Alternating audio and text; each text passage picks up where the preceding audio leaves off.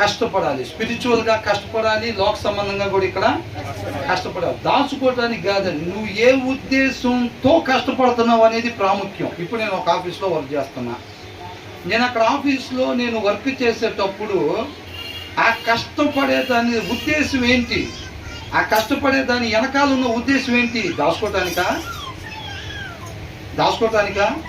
నీకు ఆల్రెడీ పలానా కారు ఉంది, దాన్ని అప్గ్రేడ్ చేసుకోవటానికా?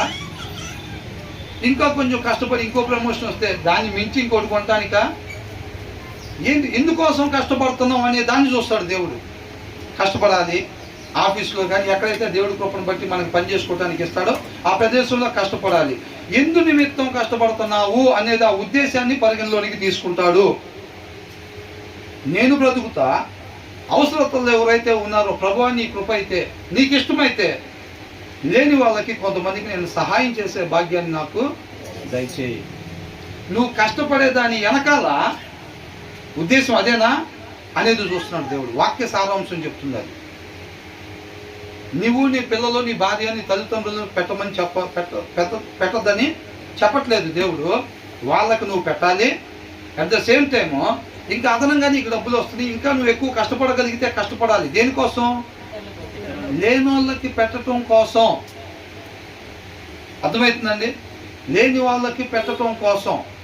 అంతేలే కానీ నేను ఇంకా విలువైన వస్తాను. ఇప్పుడు ₹1,00,000 చీర కడుతున్నా, సరే ప్రమోషన్ వచ్చింది, ఏమన్నా ₹1,50,000 కడదాం. ఆయన కృపను బట్టి ఇచ్చాడు, నన్ను ఆశీర్వదించి ఇచ్చాడు, చర్చిలో బాగా పాటలు పాడుతున్నానని ఇచ్చాడు, బాగా ప్రార్థన చేస్తున్నాను, నువ్వు కనీసం ₹1,50,000 కట్టకపోతే ఎట్టాగాని ఇచ్చాడు ఏమో ప్రమోషను.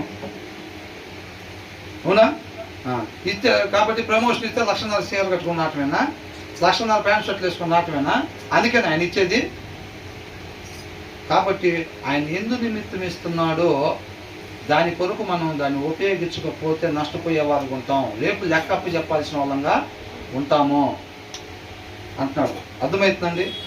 ఇంకొక వచ్చిన ధ్యానించుకొని ముగిద్దామండి. ఎవరికంట? ఇక్కడ ఏమంటున్నారంటే ఏ ఫెయిత్ఫుల్ మ్యాన్ అని అంటున్నాడు. విశ్వాసము కలిగిన వానికి.